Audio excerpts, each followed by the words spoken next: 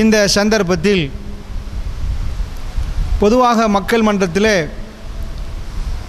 முஸ்லீம்களுக்கு நிறைய பிரச்சனைகள், முஸ்லீம் என்றாலே பிரச்சனை, உலகளாவிய ரீதியில் முஸ்லீம்களுக்கு நிறைய பிரச்சனைகள் இருக்குது. முஸ்லீம்கள் வேதனை செய்யப்படுறாங்க, துன்புறுத்தப்படுகிறார்கள். இந்த நாட்டில் கூட ஒரு பிரச்சனை ஓய மறு பிரச்சனை, இப்படி பிரச்சனைகள் நிறைய வருகிறதே என்பதை அதாவது மக்கள் புதுசு மாதிரி பேசிக்கொள்கிறார்கள்.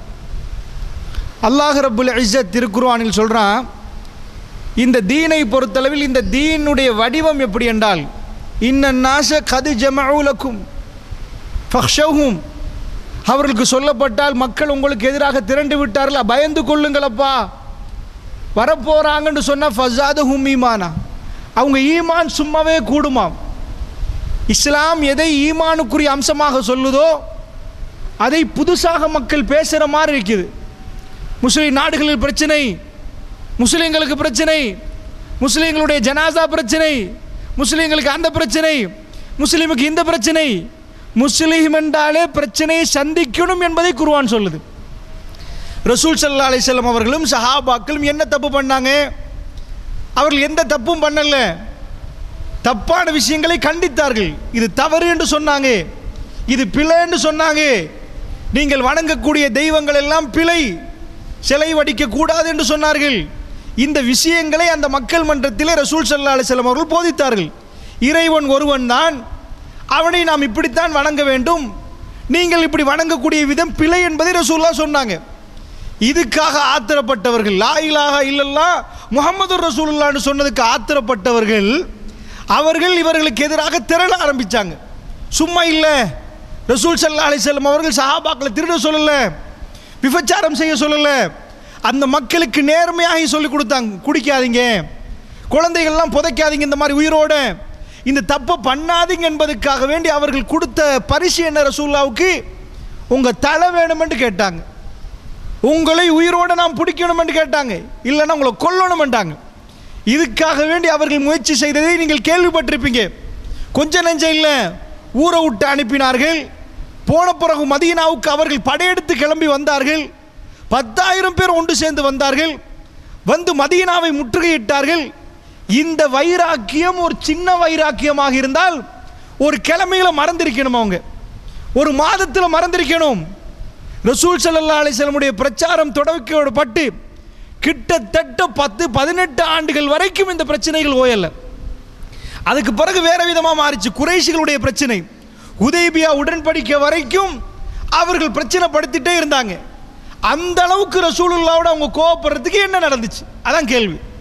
ரசூல் ஸல்லல்லாஹு அலைஹி வஸல்லம் அவர்கள் அந்நபியு அவுலா பில் முஃமினீன மின் அன்ஃபுஸிஹிம், மூமின்களுக்கு தன்னுடைய உயிரை விட மேலான நபி, ஹைருல் பஷர், மனிதர்களே மிக சிறந்தவர், அந்த அளவுக்கு பண்பானவர். அந்த ரசூலுல்லாஹ்வோட இவ்வளவு கோபம் வருவதற்கு என்ன பின்னணி? ஒரு பின்னணி இல்லை. என்ன பின்னணி தெரியுமா?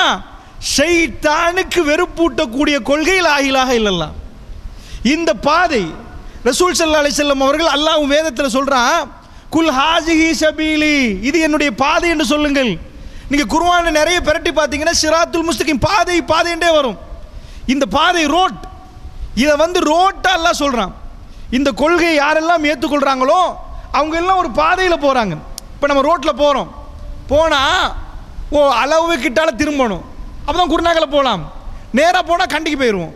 இப்படியே போய் இந்த மாதிரி திரும்பணும், இப்படி ஹபரனை கிட்ட இந்த பக்கம் திரும்பினா இந்த மாதிரி கதிரில் போகலாம், நேராக போனால் ட்ரிங்கோ போகணும். இந்த ரோட்டுகளில் அடையாளம் இருக்குது. ரசூலுல்லாஹ் என்ன சொல்கிறாங்க? குல் ஹாதிஹி சபீலி, இது என்னுடைய பாதை. ஒரு பாதையில் இதுக்கு முன்னாடி பலர்கள் பயணித்திருப்பார்கள். அந்த ரோட்டில் நாம் குருநாகலை போகணும்னா அவர்களை பின்தொடரணும். அவங்க எங்கால திரும்பினாங்க, எங்கே அவர்களுக்கு வந்து ரோடு உடஞ்சிருந்துச்சு, எந்த கடைக்கிட்ட நிப்பாட்டணும், எங்கே சாப்பாடு வாங்கலாம், இது எல்லாம் அந்த ரோட்டில் போனவர்கள் சொல்லுவார்கள். ரசூலுல்லாஹி ஸல்லல்லாஹு அலைஹி வஸல்லம் அவர்களுக்கு அல்லாஹ் என்ன சொல்கிறான் குர்ஆன்ல? இது பாதை என்ற என்ன அர்த்தம்? முன்னாடி பலர்கள் அந்த பாதையில் போய்விட்டார்கள், பின்னாடி நீங்க அதில் பயணிக்கணும். அந்த பாதை எப்படி தெரியுமா? ரசூலுல்லாஹ்வை கூப்பிட்டு வச்சு மாலை போடல, பெருமானாருக்கு பெரும் பெரும் விழாக்கள் எடுத்து ஃபங்க்ஷன் எடுத்து ரசூல் ஸல்லல்லாஹு அலைஹி வஸல்லம் அவர்களை பாராட்டு விழா நடத்தவில்லை. இந்த மண்ணில், அதாவது பாரசீகம் ரோமம் ரசூலுல்லாஹ்வுடைய ஆட்சிகளை உழுகிறது கீழே. துண்டு துண்டா போகுது. 1000 வருஷம் பழமையானது. அமெரிக்கா எத்தனை வருஷம்? இன்னும் 100 வருஷம் ஆகல. 1924 துருக்கியுடைய சாம்ராஜ்யம் அசைஞ்சு கீழே விழுவுது. 2024 தான் 100 வருஷம். 2024 பிரிட்டிஷ் வந்து, அமெரிக்கா வந்து, அது ரஷ்யா வந்து, அமெரிக்கா கையில் இருக்குது. இப்போ சைனாக்கு போவோமா இல்லையா? 100 வருஷத்துக்குள்ள. பெருமானார் வந்து மக்காவில் பிறக்கிற நேரம் இந்த 100 வருஷ ஆட்கள் இல்லை. ரோம பாரசீக சாம்ராஜ்யத்தை பற்றி இன்றைக்கும் பாட புத்தகத்தில் எழுதுகிறார்கள். ரோம பேரரசு என்றால், கிரீக் பேரரசு என்றால் அவர்களை மறக்க இயலான்னு சொல்றாங்க. அந்த அளவுக்கு பல மொழிகள் கூட அங்கேருந்து எடுக்கிறாங்க. அப்படிப்பட்ட ரோம பேரரசு பெருமானார் ஸல்லல்லாஹு அலைஹி வஸல்லம் வயிற்றுல கல்லை கட்டி சொன்னாங்க, இதா ஹலக்கல் கிஸ்ரா ஃபலா கிஸ்ரா, இதா ஹலக்கல் கைசர் ஃபலா கைசர். கிஸ்ரா உடஞ்சா மறு கிஸ்ரா இல்லை, கைசர் உடஞ்சா மறு கைசர் இல்லைன்றாங்க. ரோமம் உளுந்தால் மறு ரோமத்தை நீங்க பார்க்க மாட்டீங்க. 1000 வருஷம் பழமையா இருக்கலாம். திருக்குர்ஆன் பேச ஆரம்பித்தால் அது எல்லாத்தையும் கீழே போடும். திருக்குர்ஆனுடைய சாம்ராஜ்யம் மேல தூக்கும் என்று இஸ்லாம் சொல்லுது. நான் எதுக்கு இதை சொல்றேன்னா, இந்த பாதையை பொறுத்தளவில் இது ஒரு ரோட். சொர்க்கத்துக்கு போகணும்டா குருநாகலைக்கு போகணும்னா இந்த ரோட்டில் போகணும் மாதிரி, சொர்க்கத்துக்கு போகணும்னா இந்த ரூட்டில் போகணும். ரூட்டு தவறினோம் அது நரகத்துக்குரிய ரூட்டாக போயிடும். இந்த ரூட்டில் இதுக்கு முன்னாடி போனவர்கள் சொல்லுவார்கள், இந்த ரூட்டில் பயணிக்கிற நேரம் என்ன வரும்? அவர்களுக்கு இது புதுசு இல்லை. எது புதுசு இல்லை? மக்கள் திட்டுவது புதுசா, பிரச்சனைகள் வருவது புதுசா, மானபங்கப்படுத்துவது புதுசா, சண்டைகள் உண்டாக்குவது புதுசா, முஸ்லிம்கள் மீது அவதூறுகளை அள்ளி வீசுவது புதுசா. அல்லாஹ்வுடைய வேதம் சொல்லுது சூரத்துல் ஆல இம்ரான், இன்னன்னாஸ கத் ஜமஉ லக்கும், உங்களுக்கு மக்கள் திரண்டுட்டாங்க, ஃபக்ஷவுஹும், இப்ப பயந்துருங்கப்பா, உங்களை எதிர்த்து வர்றார்கள் படை. சஹாபாக்களை பத்தி அல்லாஹ் சொல்றான். அப்பதான் ஈமானே கூடுமாம். ஹஸ்புனல்லாஹு வ நிஅமல் வக்கீல், எங்க ரப்பு எங்களுக்கு போதும், அவனே மிக சிறந்த பாதுகாவலன், அவனே பொறுப்புதாரில் மிக சிறந்தவன். இது வரலாறு நெடுகிலும் இந்த பாதையில் போனவர்கள் சந்தித்தது. இதை சந்திக்க விருப்பம் இல்லைன்னா இந்த பாதையில் இருக்க இயலாது. இந்த பாதை கரடு முரடான பாதை தான். மரணம் வரைக்கும் இப்படிதான், ஓயாத அலை.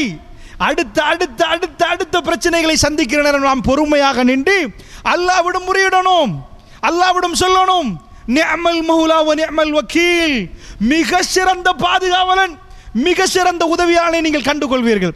அதனால் அல்லாஹ்வுடைய நல்லடியார்களே, கவனமாக, எது ஈமான வளர்க்குமோ இன்றைக்கு மக்கள் மன்றத்தில் அது புதுசாக பார்க்கப்படுது. ஓ, முஸ்லீம்களுக்கு எதிரா, முஸ்லீம்க்கு எதிரா, இந்த நூற்றாண்டில் தான் முஸ்லீமுக்கு எதிராவா?